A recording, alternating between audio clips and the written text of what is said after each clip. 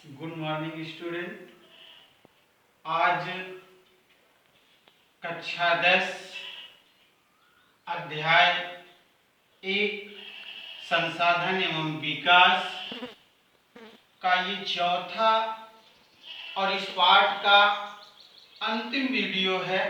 इस वीडियो के साथ यह पाठ आपका पूरा हो जाएगा, जिसमें हम लोगों को पढ़ना है मृदा संसाधन, मृदा संसाधनों का वर्गीकरण, मृदा अपरदन और मृदा संरक्षण।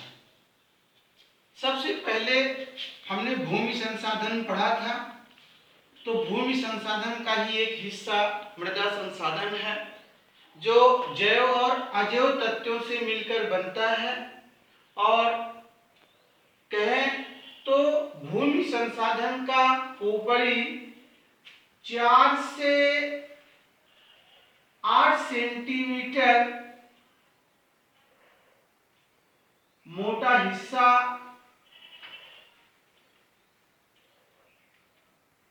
मृदा संसाधन कहलाता है, जिस पर कृषि कार्य किया जाता है।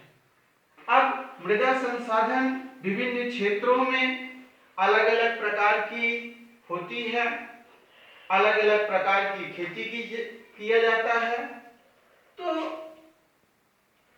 जैसे मृदा संसाधन का वर्गीकरण, मृदाओं के रूप, रंग और उनमें पाए जाने वाले कणों के आधार पर मृदाओं को निम्न वर्गों में वर्गीकृत किया गया है।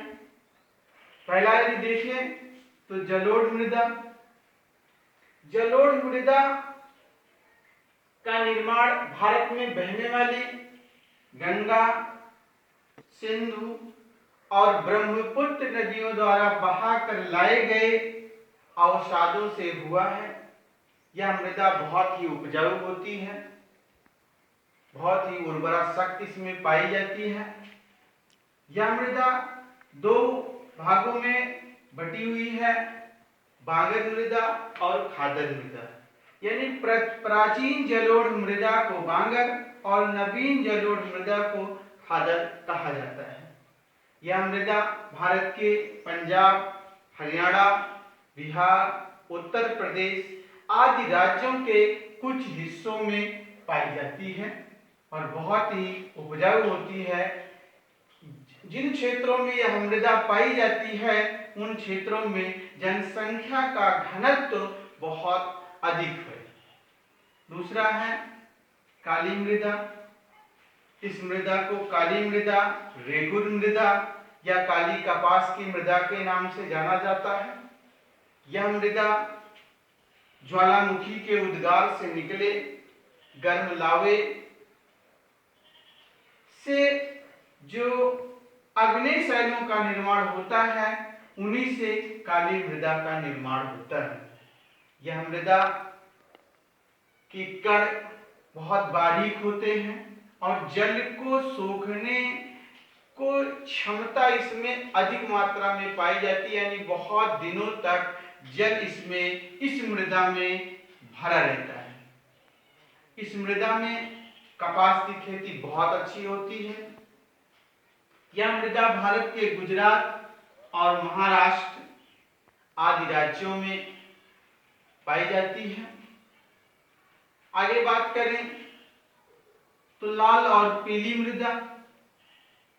रंग से ही, नाम से ही लग रहा है कि यह इस मिट्टी का रंग लाल और पीला होता है। यह मृदा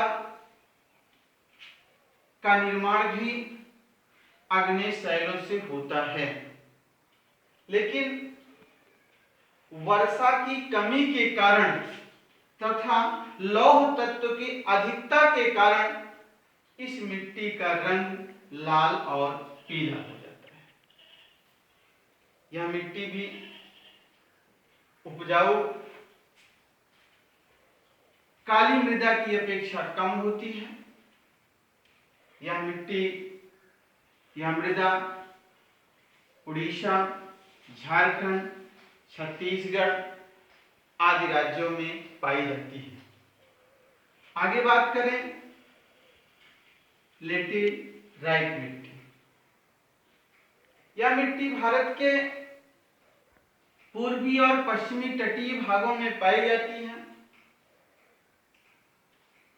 इस मिट्टी में निक्षालन की क्रिया अर्थात अपरदन की क्रिया बहुत अधिक होती है, जिसके कारण इस मिट्टी में पाए जाने वाले बारीक कण बह जाते हैं और बड़े टुकड़े के रूप में रह जाते हैं। यह मिट्टी भारत के केरल, तमिलनाडु और आंध्र प्रदेश आदि राज्यों में पाई जाती है। अगला है मरुस्थलीय मृदा। मरु मतलब मृतक, स्थल मतलब भूमि, यानी ऐसी मृदा जो बिल्कुल अनुपजाऊ हो, जिसमें उर्वरा शक्ति न हो।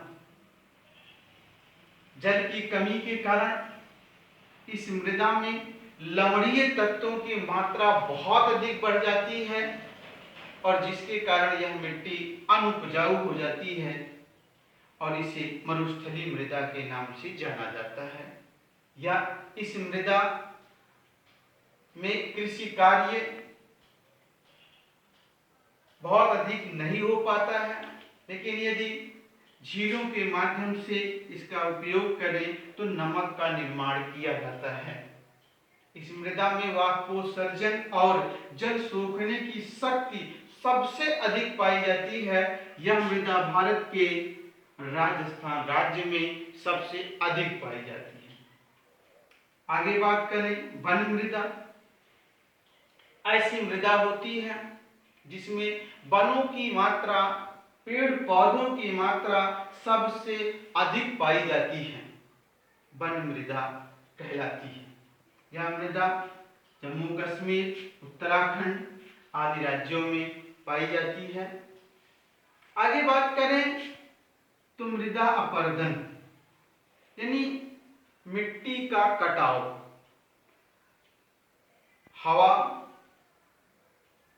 जल तथा मानव या जीव जंतुओं के क्रियाकलापों के माध्यम से जब मिट्टी के कण एक स्थान से दूसरे स्थान पर चले जाते हैं तो इसे मृदा अपरदन कहा जाता है। अर्थात सीधे शब्दों में जाने तो मिट्टी के कटाव को, मिट्टी के कणों को एक स्थान से दूसरे स्थान पर जाना ही मृदा अपरदन कहलाता है। अगला है मृदा संरक्षण।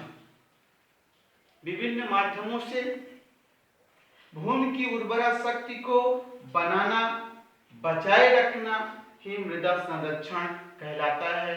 जैसे अधिक कीटनाशक दवाओं का उपयोग न करना, जैविक उर्वरकों का प्रयोग करना, मेड़बंदी करना, जल निकास की उचित व्यवस्था करना आदि माध्यम हैं और इनके माध्यम से मृदा या भूमि की उर्वरा शक्ति को बचाना ही मृदा संरक्षण कहलाता है। प्यारे बच्चों, इस चौथे वीडियो यानी अध्याय 1 संसाधन एवं विकास में हमने 4 वीडियो आपको दिया है और इन चारों वीडियो के माध्यम से यह पाठ आज समाप्त होता है। अब इसका अभ्यास आप इन वीडियोओं के माध्यम से कर लीजिए और अगला पाठ हम अगली वीडियो में अब शुरू करेंगे। धन्यवाद।